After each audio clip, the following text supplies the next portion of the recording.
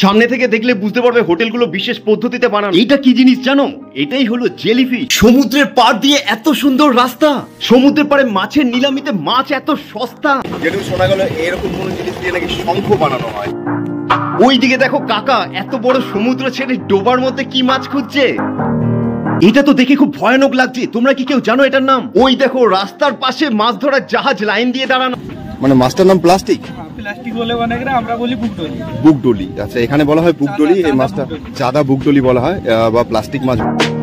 এই জায়গাটার নাম অনেকেরই অচেনা, নাম হচ্ছে বেগুনডিহা ম্যানগ্রোভ প্ল্যান্টেশন। বন্ধুরা যখন যেটা মন চায় সেটা করে নেওয়া উচিত, কি তাই তো? অনেকদিন ধরে মন চাইছে সমুদ্রে যাই, কিন্তু সমুদ্র তো আর আমার বাড়ির কাছে না। কিন্তু মন যেটা চায় সেটা তো তোমাদের আড়িয়ারূপ সব সময় করে। তবে অবশ্যই নিজের সিচুয়েশন অনুযায়ী হিসেব করতে হবে আমার কোনটা করা উচিত। সমুদ্রে যাওয়া হবে কিনা ভাবতে ভাবতে আমার উদাসী পাগল মন নিয়ে সাইকেলে করে পৌঁছলাম গঙ্গার পাড়ে। কিন্তু বন্ধুরা তোমরা তো জানোই দুধের স্বাদ কি আর ঘোলে মেটে। সামনেই দেখতে পাচ্ছ গঙ্গা, কত সুন্দর পরিবেশ। এখন জোয়ারের জল এসেছে, কিন্তু তাও আমি গঙ্গার পাড়ে বসেও আমার মন মানছে না। আমাকে সমুদ্রে যেতেই হবে, আর আজকেই যেতে হবে। চলো, আর এখন আমি আজকেই যাব সমুদ্রে। চলো তাহলে এখনই তাড়াতাড়ি বাড়ি যাওয়া যাক। তাড়াতাড়ি বাড়িতে এসে জামা কাপড়ের ব্যাগটা গুছিয়ে নিয়ে বেরিয়ে পড়লাম, কারণ আজকেই যে আমাকে পৌঁছতে হবে সমুদ্রে, তাড়াতাড়ি যেতে হবে। প্রত্যেক বাঙালির কাছের সমুদ্র মানেই দীঘা।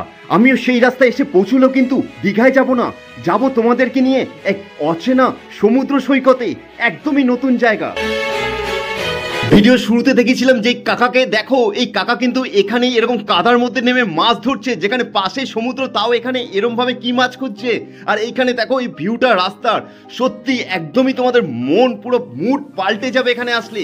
কিন্তু এটা কি জানো, এইটা হচ্ছে সেই জায়গা। ওই দেখো দূরে এখানে কিন্তু ম্যানগ্রোভ গাছ লাগানো হচ্ছে, এটা হচ্ছে ম্যানগ্রোভ প্ল্যান্টেশন। আর জায়গাটার নাম হচ্ছে এই মেরিন ড্রাইভের পাশেই হচ্ছে বেগুনডিহা।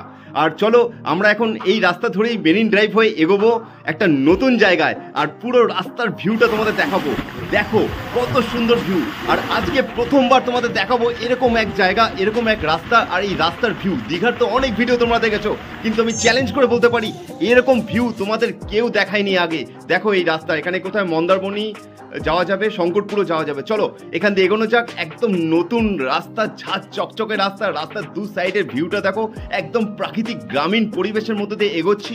এই রাস্তা দিয়ে সোজা গেলে কিন্তু মন্দারমণি যাওয়া যায়, শঙ্করপুর যাওয়া যায়, তাজপুর যাওয়া যায়। আর আমি কোথায় যাচ্ছি সেটা তোমরা দেখতেই পারবে। আর এখন উঠছি ফ্লাইওভারে, কেমন ভিউ শুধু দেখো আর এনজয় করো। আর এইদিকে দেখো রাস্তার পাশে মাছ ধরার ট্রলারগুলো লাইন দিয়ে দাঁড়িয়ে আছে। আবারও কথা দিচ্ছি তোমাদের, আজকে যেরকম তোমাদের রাস্তার ভিউ দেখাবো, দেখো এটা কোন রাস্তা, একদম অচেনা রাস্তা, একদম অন্যরকম রাস্তার ভিউ তোমাদের দেখাবো। আর এই রাস্তাটা দেখো, আমার জীবনের এত জায়গায় ঘোরা, কিন্তু এটা আমার কাছে সব থেকে বেস্ট রোড। শহরের ব্যস্ত জীবন আর ব্যস্ত রাস্তা ছেড়ে যদি তোমরা মাঝে মাঝে এরকম রাস্তায় আসতে পারো, সমুদ্রের একদিকে হাওয়া আর এরকম সুন্দর প্রাকৃতিক পরিবেশ, সত্যি বলছি তোমাদের মন, মাথা, সমস্ত ডিপ্রেশন, স্ট্রেস চলে গিয়ে একদমই ফ্রেশ হয়ে যাবে। আর এখন আমরা দেখো কোন রাস্তায় এসেছি, একদমই সমুদ্রের পাড় ধরে এগোচ্ছি, দেখতেই পাচ্ছ বন্ধুরা। কিন্তু এটা কি, সামনে রাস্তা বন্ধ, দেখতেই পাচ্ছ এখানে বোর্ড লাগিয়ে দিয়েছে রোড ক্লোজ, রাস্তা বন্ধ। আর রাস্তার মধ্যে দেখছি এরকম ভাবে বিচুলি ফেলা, কিন্তু আমাকে যে যেতেই হবে, এক্সপ্লোর করতেই হবে। আজকে একদম অন্যভাবে নতুন জায়গায় যাব, কথা দিয়েছি তোমাদের। তো বেরিয়ে পড়লাম আরেকটা নতুন রাস্তা দিয়ে। চলো কোথায় যাওয়া যায়, রাস্তা কোথায় পৌঁছচ্ছে দেখবো। এখন কোথায় চলে এসেছি, দেখো এটা কোন জায়গা। এখানে বুঝতেই পারছি না, দু রকম রাস্তা আছে, একদিকে মন্দারমণি, একদিকে তাজপুর বলছে, কিন্তু কোন দিকে যাব আমি নিজেই আমি কনফিউজ। দেখো মন্দারমণি ডান দিকে, তাজপুর সোজা, কিন্তু আমি যাব কোন দিকে আর কোন রাস্তাটা ধরবো তো আমি সেটা বুঝতে পারছি না। দূরে দেখা যাচ্ছে কিন্তু একটা ফ্লাইওভারও আছে, আর এই রাস্তায় কিন্তু কোনো লোকও নেই, এটা হাসির ব্যাপার। ওই যে দেখো, এটা হচ্ছে কিন্তু একটা ফ্লাইওভার নতুন হচ্ছে মনে হয়। আর এই দিকে কিন্তু আমরা এই রাস্তা ধরে এখন আসলাম, আর এখানে কোনো লোক নেই যে তাকে জিজ্ঞেস করবো এখান থেকে কোন রাস্তায় গেলে ভালো হয়, বা কোন রাস্তাটা মানে ভালো, মানে গাড়ি যেতে পারবে এরকম কোন রাস্তা আছে। তো দেখা যাক কোনো গাড়ি আসে নাকি। ওইদিকে দেখছি একটা গাড়ি আসছে মনে হয়, ওই যে ওইদিকে। তো দেখা যাক গাড়িটা যদি আসে। এই যে এসছে। দাদা একটু দাঁড়াবেন, একটু দাঁড়াবেন। ওই দাদাটা বললো এই রাস্তা দিয়ে গাড়ি নিয়ে যাওয়া যাবে, রাস্তা ভালো হবে। সত্যি রাস্তা ভালো, কিন্তু একটাও লোক নেই দেখো আশেপাশে।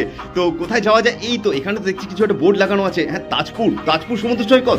বাহ, তো অলরেডি আমরা ফাইনালি চলে এসেছি তাজপুর সি বিচে। এখন লাঞ্চ করার টাইম, প্রচুর জোরে খিদে পেয়েছে, কিন্তু খাবো সি বিচে গিয়ে। চলো তাড়াতাড়ি। Beach front beautification Tajpur, project of Digha Shankarpur development authority and department of tourism, government of West Bengal.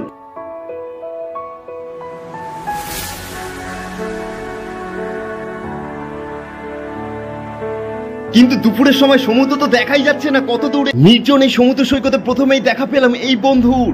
দেখো কত সুন্দর লাগছে। যারা দীঘা, মন্দারমণি, ওল্ড দীঘা, নিউ দীঘার বিজি বিচ, বেশি ক্রাউডেড বিচ পছন্দ করে না, তাদের জন্য মেইনলি একটা পারফেক্ট জায়গা হতে পারে এই দ্বীপ। এখানে সমুদ্র যতটা দূরে, এখানে দেখতে পাওয়া মানুষও কিন্তু অতটাই দূরে, মানে মানুষও দেখা যাচ্ছে না আর সমুদ্রের জলও ছোঁয়া যাবে না। এই দেখো, এটা হচ্ছে জেলিফিশ। অনেকে এই মাছটাকে টাচ করতে ভয় পায়, বলে নাকি অ্যালার্জি হয়। আমি তো টাচ করলাম, কিছু হয়নি। আমি প্রথমে এটা হাতে নিলাম, যেটুকু শোনা গেল এরকম কোনো জিনিস দিয়ে নাকি শঙ্খ বানানো হয়।